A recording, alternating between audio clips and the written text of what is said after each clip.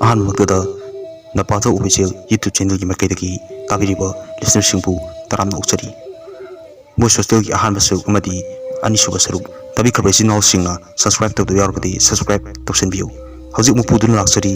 boys hostel gi ahum suba taka hojik lobi rasi boys hostel gi ahum suba tangka pari na toilet adu hangtok luba matamda momocha du toilet manungda targa leirami momocha gi ore phifam du ubada pari na sir haina lauraga kana chelai warden duna kaidawre pari sir momocha do pari di mamang da su mana lairamba hanagi hostel duda thokiba thautoktuna wakalda akiba madidum loinaraga lairabani warden duna hayo pari momocha do kaidawre habano pari na sir toilet manungda momocha do kinum tahori warden duka nupa masa sing duka chensin momocha do room du pusali room du pusalaba matungda lawai da ising khara tharga warden duna tairen masa ma hekluraga momocha da ising khara luplaga khikke tawbada momocha du phamungda asiba mukum targa lerambadaki mathabak tu khangtek thiktorai mayam changdana momocha du phathaba honai adubu ngamde momocha gi matawduda satra mayam du loina kinare kappa shawnare pakhatana hostel adudaki mayam dagi khara hena masababa manina momocha du kanna kolaga thami momocha gi mathabak tu chaptingna thikalambadaki amuk asiba makum takre hostel gi warden tura adudaki khara nakna leba ojamai ba ma kaurure ojamai ba hek lakpa ka momocha du mamit to pangthorei mahapu thiktorukna ba phariba manida khangudana makut ani dana mani gi khori charam du melai satra mayam du machi amada pulap tupsanduna lei ojamai bana momocha gi makhutu mani dagi lokthoklaga momocha da ojamai bana hangi kaidawre banang sese ipalae nang mukanano hayo momocha ta sengwadi wa kya ngangandaba masa khara sonba wa su tapna ngangal dubu nimitu dei magi matawdu kanino haiba ngamdri ojamai bana amuka su hangi nang kaidawre habano ipada seng kumu mai tamliba angang sing sigi marakta kaidawula pano nangbu momocha na kumlai ai mi mongkok chage ita ke hari yam sauna ojamai basu magi wadu tabada khara sauramna kari bujikido adudi tabung palsi jana dini mi makok chage kai adudi ne chokotaba ada saingi chamamda tawduba khojidi ne mi marang adu mamta chade aduna tabang hai momocha na satra mayamda khut thindra asida leiriba mayam sidagi aingonda amakatlu natrabadi leiriba mayam se matang awaba tagani ojamai bana he masi anam yam kalli haraga tairena saduda ojamai bana mantra khara murum solaka kanbada momocha du amuk khangte thiktorai momocha na thiklulaga mamiti pangtana khumlai he ojamai ba nang aingonda singnare nang awa phamda tagani nang jumpam sigi mi sunate nang na kari gi hey apa sarino nang chalo nang yam thana chalo momocha gi wadu tabda ojamai ba amuk machinda murum cholaga momocha da amuk nantai momocha du tapna amuk hipthaki ojamai ba masung momocha ani gi wari sanabadu tabda hostel du leiba chatra mayam du wakhaldi ayokri momocha bu thiktorukna ba phariba manidi kibena lori phada su yada awaba amadi wari warden duna ojamai ba amta phana phone biyo angang singse amta leiba ngamlaroi magi matausi sumani sum tawradi ojamai ba momocha do onsindana haironi nangi apamba pige nang angang sing di yepchenuni momocha na khumlai phare ai ga apamba piba ngamgadra du hayo ojamai ba na pige pini ne nangi apamba do ngamloi de wadi harkanu ko nadai ja wa hairadi ne nang sibra ai sibram tawni momocha na khumlai hanek amuba arangba maga megi hingol sida panba kapoi tare kapiyo ai chagi ojamai ba hoine adomai no saina gyan taradi idowiti nang dino hoi piye ado panek to hojik numidang ni tengle thonglolam lani kaithil ga amta hanglam laroi kapoi doine charo ko aduga chala momocha yaroi ai haigi panek phongpam do ai haigi asidagi awang pangna chatlo kaithilgi khwai kachin thangbaduda nupi ama hojik pulo seli mongdai loruchu wadu tabada warden du yauna khangki kirei mani du kibne yadre mihun adu chongode yadre muchana mukutthilaga parida masigi masak phasabsina hekpa chani natradi charoi paridu muchagi wad tabada khangpre khangi aduga mapira chenduna magi mama pa ningsingbai mathamoida khali sumna ima baba noidi nachagi awabase kaimta khanglambo he ishor aigi thwaida de kanbiu haina parina lona mathamoida khanjai pariga warden aduga duk chukalaga pairaga kaithilda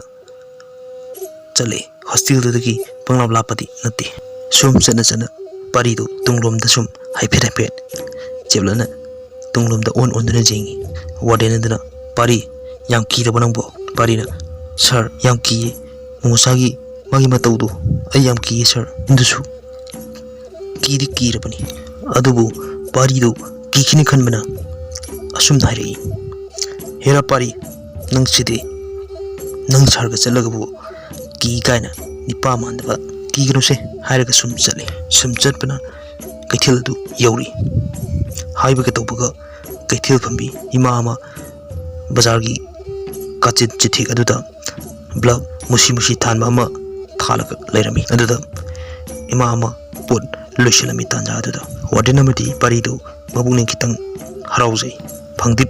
panglani khandana ma pupam phambi adudagi phaniktu leiraga purga lai warden du sum chana warden du na mabungning da khali suyam thengla phau kithil phami be imadu matom ta kamaina aduga hauzik phaniksi leibaduta aibu masaktu yengkhibra yenglakprani wardena pari nang hauzik pupam phambi hanubidu masak khangbra asum haijali tasengna masaktu yenglakpra hangluradi kirani khanbadagi parina sir aidi masai musagi mataktu sum kibada lambi sita boda chana kiramni sir aduna aidi magi masakamti yengda warden du wakal du tingna ba ma puna hostel du yori pariga warden du ga kapoi du su hekluri kapoi amadi panik tu ozamai bada piri ozamai bana charo si chalo kunang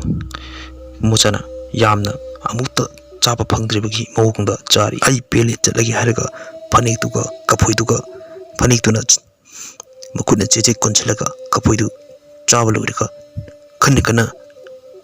amu anirak noklamlaga chakre mucha du hek chakchibaga padrak tare satra mayam wakalda kiba kitangdi pari ubu muchagi manak changbadi akitu jungba mati dum puklami warden mani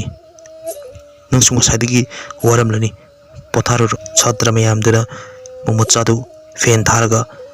mani babani khoi mayam changlaka potha hale amadi seba tobiri kasidoroida ai nogi hostel gi akoi base hinga chai topirang mise ki ganu ipalai sidi hera moine pokto to yabrani asumna ozamai bana hairaga isinga tu hostel adu gi akoi badu chai thokpa chalami ngaiak leiru mathungda ising chai lorga thulai se chigi singse nungtigi ai wantangata chai thoko kenkolona da restore ipalai sidi adudi memang pasana leminaroko ipang chalage hairaga thulai warden duna ozamai badu hal we badu ta amambasida matumna thakiba nuaiti khanduna ozamai badu tintorai ozamai badu thillaga halakpada warden du hostel tamna halakpada kaidi pantu kanuni hanglisibo nangkai hangkurani sibo pareda musagi waris amaka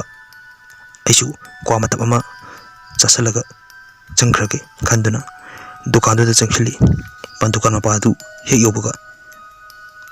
oine kwa amaka waris amtaka bibiwa dukan phambi ni do makha sum kwa tapi warden duna sum wari sai ine hojing haki mamang da phambi ima ama matom da pot loisilaga लेहबीने अदुबु कना होय जानो मुसिदा कीबगा फादब जाला खंगदेनी अदुदा बाजारदगी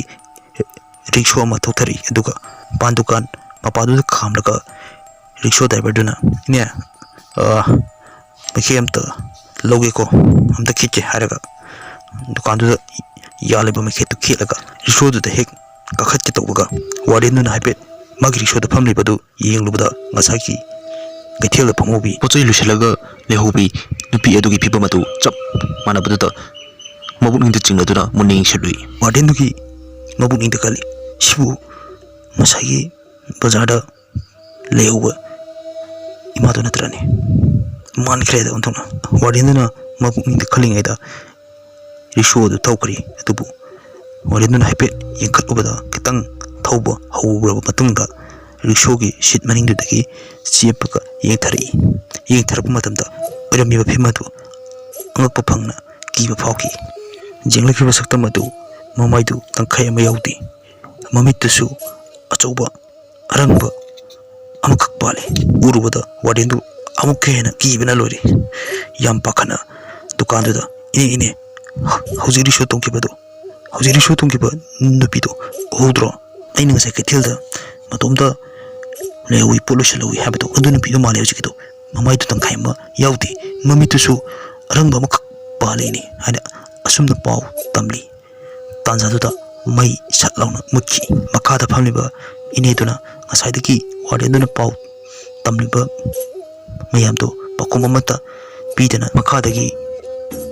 मखुत थांगलगा क्वादु पिरई वार्डेनुना क्वादु चागिना हांगतुलगा येंगलुबा मतमदा क्वा मनुंगदुदा मीगी ई ngsangangbा तहिरगा मीगी सरु सरंग यौरमकी मदु उरुबदा वार्डेदु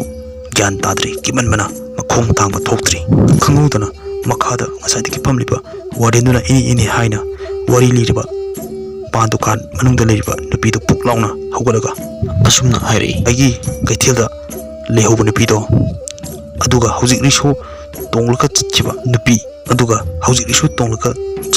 नंगना चचे हाइबा ममाइ तंखाइ ताइ ममित अरंगबा पाली हाइबदो अदुगी वादो ताबदा हॉस्टेलगी वार्डेनदुना हाइने अदु कैतरबा अमता मखा ताबिरो खंबोइने हौजिकिदुबो नोइ स्वाइदेरो अमता फजन हाइबिसिनि मैसु मम्बनिना दुकान फमलिबा नुपीदुगी मसक्तु उबदि फंगलमदे दुकान फमि नुपीदुना तंजादुदा लेम मचु खलगा अदुगी नुपीदो आई मान ब्रिंग वाना लेम दु खंतान थांजलकी